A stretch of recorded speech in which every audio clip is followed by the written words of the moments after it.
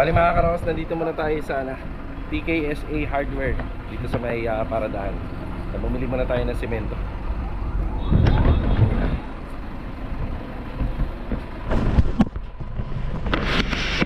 Yung semento na to dadalhin po natin sa sa garden.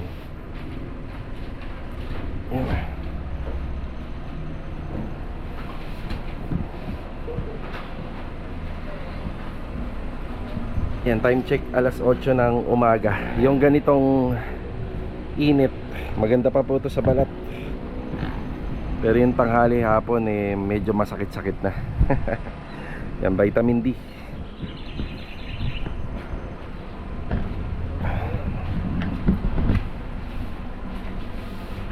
Saan na lang? Yan, muna. Okay na? Opo, okay. Thank you, boss. Thank you, kuya. Salamat po. Thank you. Napakasipag talaga ng mga incheck na. Biruin mo, yun yung may-ari. Siya yung nagbuhat ng simento papunta rito sa sasakyan. Tapos siya na rin yung nag-checking. Nakakapagtaka. Bakit siya yung gumagawa? Wala yata sigurong mga tao rito. Bibili muna ako ng additional na tiles natin para sa garahe. Nandito sa City Mini Home Depot. Malamang bukas na po ito. Ayun nga, bukas na. Kanina pagdaan ko, sarado pa sila eh. Mga nakababa pa yung mga roll up.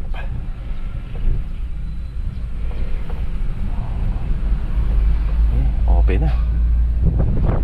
Ayan.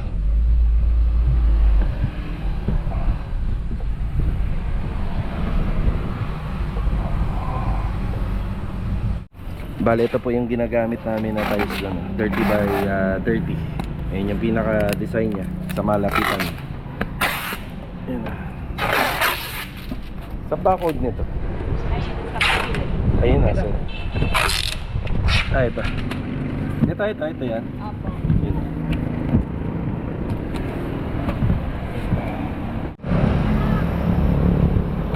Okay na tayo rito. Bali, dediretso na ako ng garden. Tapos natin manggaling rito. Yan lang yung dala natin, semento tsaka tiles.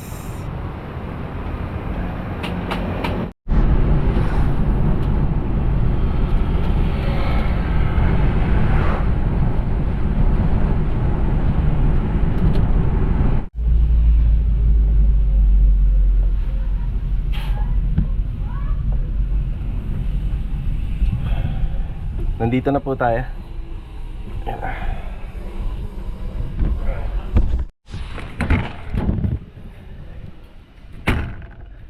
Ayan mga karaos, na ibaba na po nila yung pinamili natin na simento at saka tiles. Ayan, magandang umaga kila client owner. Good morning. Ayan, masyado tayo maaga ngayon dito sa garden. Andito si Epoy. Poy, morning Poy. Nagbibistay si Epoy ng buhangin dito. Richard, good morning po. Morning. Ricky, kay Master Jojo, good morning. Sandy, morning. Okay, ang update sa ito. Yan, ito na yung covered ng tiles. Bali yung banda po rito sa Pasumano, meron lang po kaming uukaan dito para yung flow ng tubig hindi siya may stuck. Okay na tayo dyan.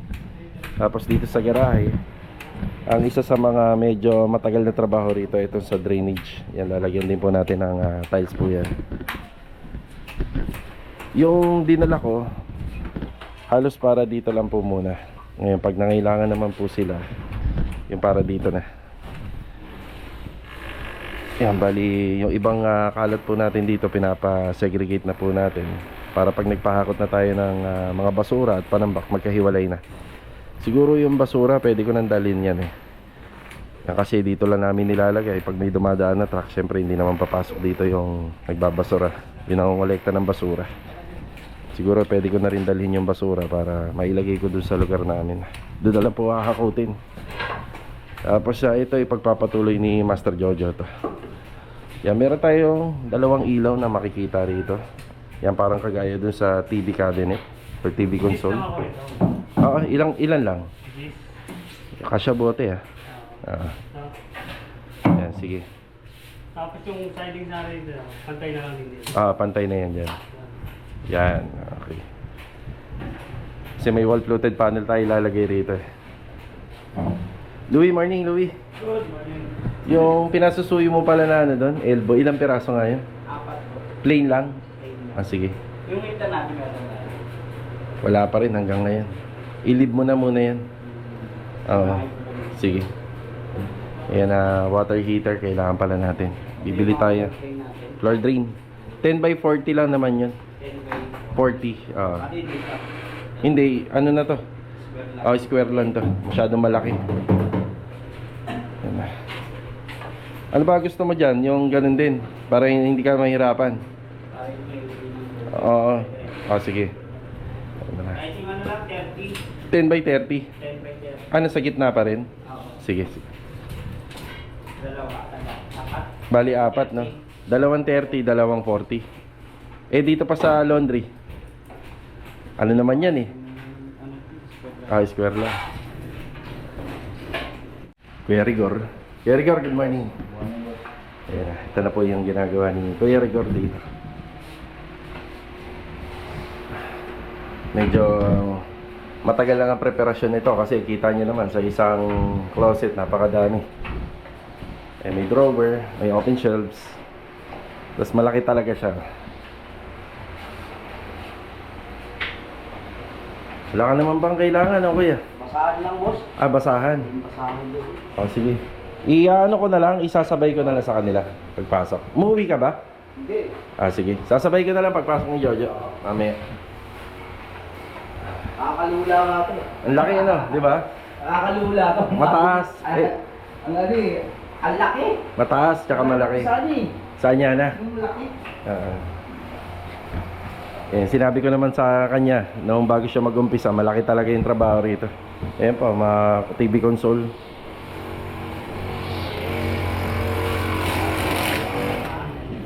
May nagagaskat.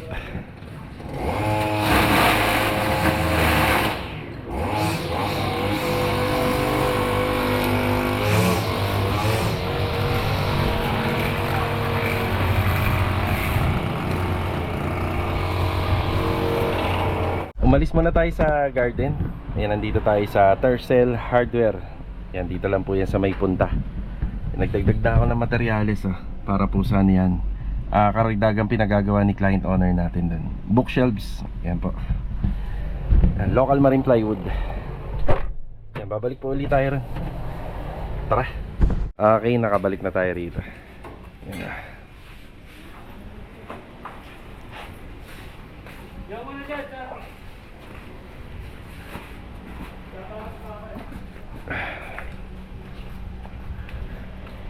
Yung buhangin.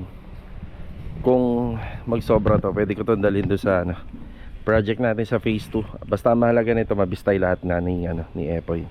Pag nabistay niya yan, matatansya na natin. Yun dito naman, medyo malaki-laki pa naman po ito eh.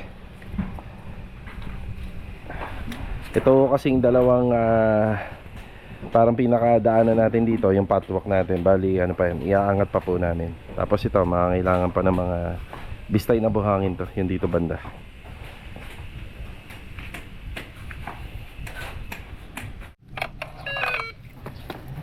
Ayan mga karawas, nandito na tayo sa Lumino Phase 2.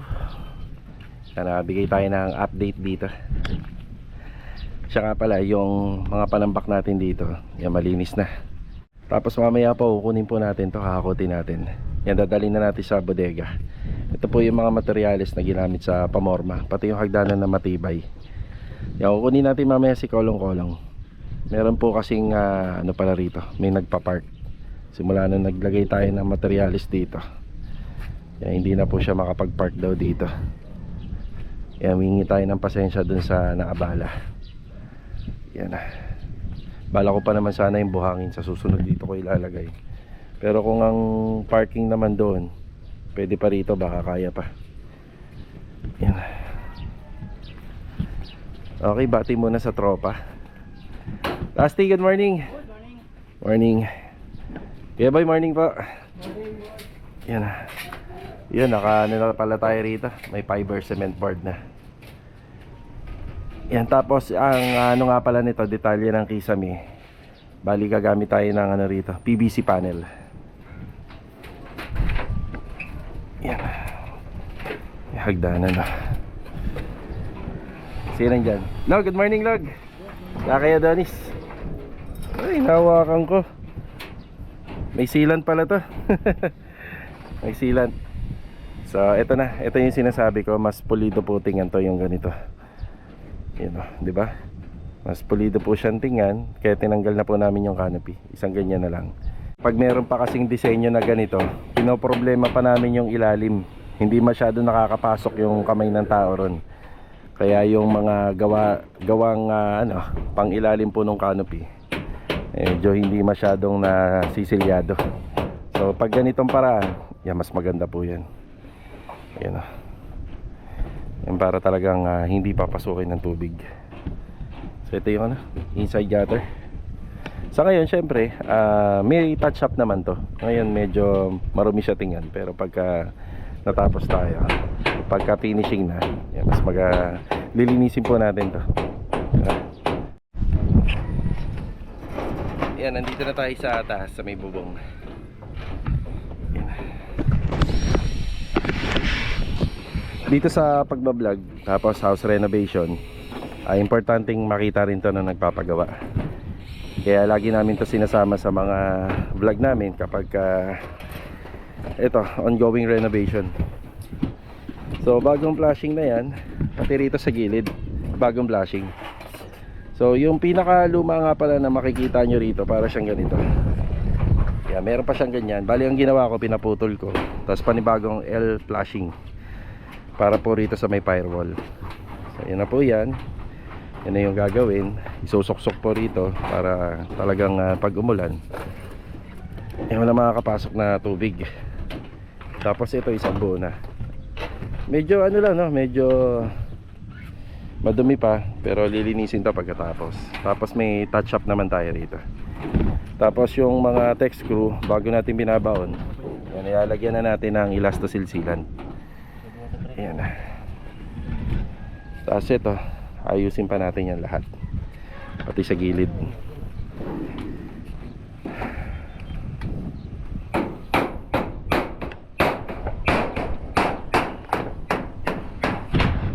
Tapos ang kagandahan din dito sa bubong natin, syempre meron siyang picing board, kaya mas lalong tumigas po yung yero. Kapag umaapa ka rito, yan, mas lalo po siyang tumigas. Nabend mo ba to, yung dulo? Nabend mo to bago mo nilagyan ng plastic? Yun na lang, no, sa pinakadulo na lang. Siya nga pala, bibigyan ko kayo ng konting idea. May standard finish kasi yung slope ng mga bubong. Pero pagka parang ganito, na hindi naman po masyadong nakaslat, kagaya nun, sa camellia, ang idea ay dapat tinutupi ito. Yan, tinutupi ang pababa. Yan, tinutupi ng pababa. Tapos yung mga dulo naman, yung tinatanong ko kay Bilog, tinutupi naman ng pataas. Bali maaari po kasing yung tubig ay babalik po. So pagka sahod ng tubig dito, so babalik pa po siya ng pagganito. Papasok pa siya rito sa pinaka ilalim. Kaya minsan may inaasahan tayo na pangyayari na maganda na yung installation, pero bakit nagkakaroon pa ng tulo, di ba? Kaya ito, binibend pa baba para sakto dito ang punta niya sa gutter. Yung gutter po pala na to, hanggang dito yan. Yan na.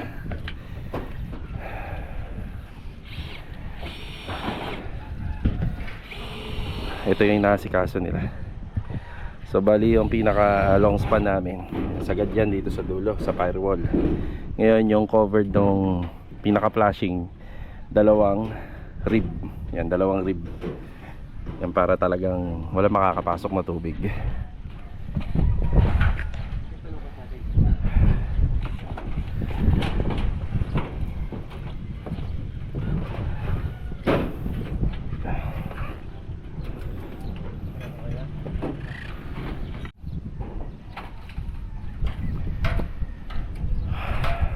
Sakto lang yung init.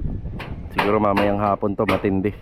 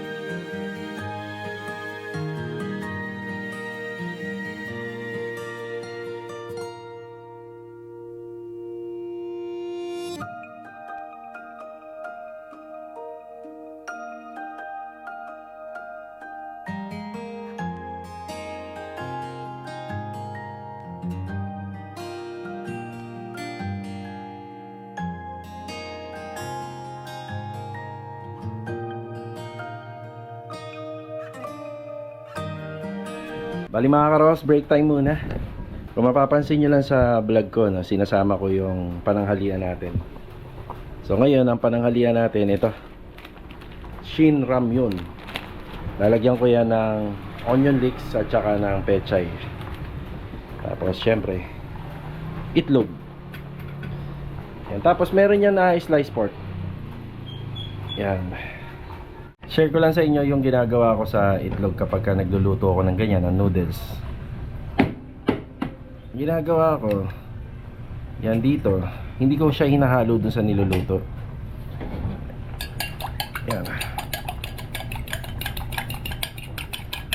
Yan, binabati lang po natin ng ganyan. Then hihintayin lang natin maluto yung sabaw natin tsaka yung noodles. Pero meron naman pagkakataon minsan na sinasama ko rito pero hindi ko siya dinudurog. Nahayaan ko maluto yung itlog niya. Yan dyan mismo. Ang purpose nito, ganyan lang po siya. Gusto ko kasi medyo creamy yung sabaw eh. Pakita ko sa inyo mamaya. Lagay na natin yung gulay, pechay and onion leeks. Ayan o. Para masustansya.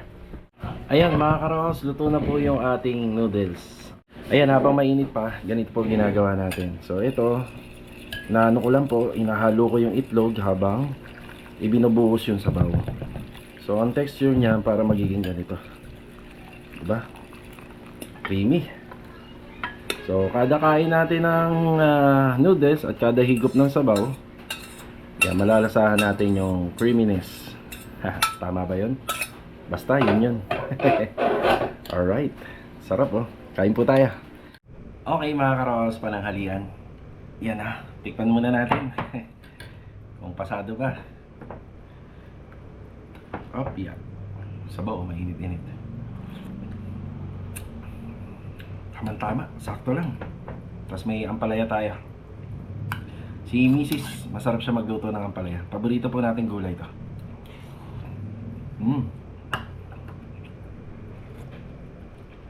Yan, kain po. Kamusta? Ano po pananghalian nyo? Paki-comment naman dito. Yan na, shoutout nga pala kay Sir Ronnie Gapus. Shoutout na rin sa mga officer and personnel ng Camp Panakan Dental Dispensary, Panakan, Davao City. Yan, shoutout po sa inyo, ingat palagi. Yan, shoutout na rin po kay Ma'am Alicia Claire Rosario from Balacat, Pampanga. Yan, 7 years old na lagi po nanonood sa aming YouTube channel. Ang God bless po sa inyo. Sana wag po kayong magsawa sa panonood dito. Mga karos, tatapusin ko lang to. Pananghalian natin. Yan. Let's go. Tara. Bali mga karos, nandito nga po pala kami sa Anyana. Yan, kasama natin si Mrs.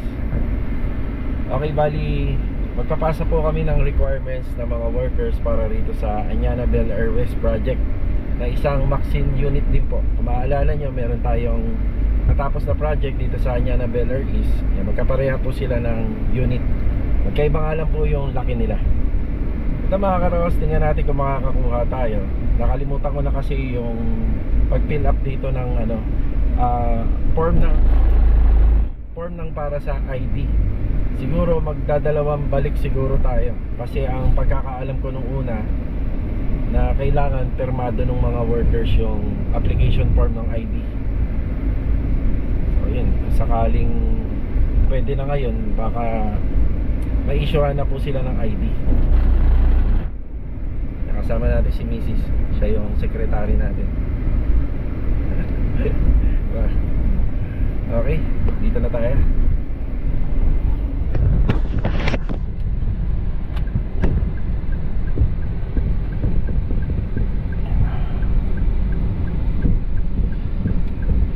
Pag nagkaroon kayo ng project dito sa Anyana, marami lang po talaga silang hinihingi. Pero kapag nakompleto nyo naman yung mga requirements, tuloy-tuloy na po yung trabaho. Tsaka according sa lahat ng na-experience namin sa mga iba't ibang subdivision, dito yung pinaka mahigpit po talaga. Kaya kapag nagka-project po tayo rito or nagka-project kayo rito, talagang mahigpit. Lahat ng may gate pass, halos lahat, walang consideration. Basta kailangan papel sa papel.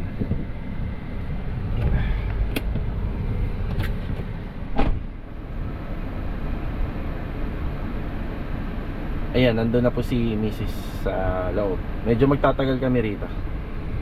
Yan, dito muna ako. Hindi na po kasi namin pinatay yung aircon ng sasakyan gawa ng mainit. Okay na po agad kami rito, hindi kami nagtagal. So, lesson learned. Kailangan pala, meron na pala tayo kagad nito. Ang ginawa pala sana nating diskarte ng mga nakarang araw, kumuha tayo nito. Nang sa ganong kompleto na yung requirements ng iba. Ito kasi yung mga requirements ng iba, yan, kompleto na. Na-delay lang to ngayon, gawa ng kailangan ng applicant signature, yung mga workers. So, ngayon, pipirmahan po lahat ng merong requirements na kompleto na, bali police clearance and barangay clearance and ID picture. Tapos bukas ipo-forward po namin. Siya nga pala mga ka-Row House, meron tayong dalawang bagong kasunod na project na medyo malayo po sa Lumina. Isa po ito, yung Anyana Bel Air West, at saka yung New Leaf Subdivision sa may Osorio, sa may General Trias. Ang mangyayari, uunahin po naming asikasuhin to kasi sa logistics and mobilization, hindi po namin kayang pagsabayin na parehang araw po. So unahin natin yung logistics dito. Ibig sabihin, magmo-mobilize muna tayo ng tao rito, gamit, mga materyales. Tapos sa susunod na araw naman, doon naman po tayo sa New Leaf Subdivision. So mahirap po kasing pagsabayin yan. Na ang mga nakakagawa lang po nun, yung mga malalaking kumpanya na at saka yung mga malalaking kontraktor. Pagka pinagsabay po kasi natin yan, hindi natin matututukan. Magkasabay yung project na gagawin, pero sa preparation, hindi muna. So magkaibang araw. Ayan na, uunahin lang po muna nating asikasuhin to kasi baka sa Monday mag-deploy na po tayo ng tao dito. Yan, sila po yung may mga requirements na. Opya. Okay na tayo rito sa Anyana.